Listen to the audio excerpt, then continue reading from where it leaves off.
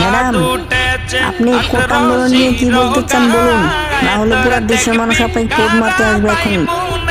কোটা বাতিল হবে না, মুক্তিযুদ্ধরা সুযোগ পাবে না তো ওই রাজাকারের বাচ্চারা সুযোগ পাবে।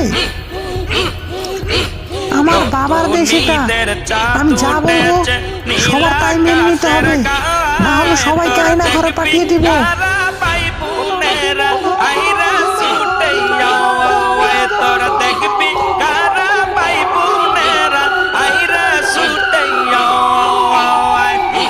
পানি লাগবে ধরো, পানি পানি পানি পানি নাও, পানি নাও, আর পানি লাগবে, পানি পানি পানি পানি।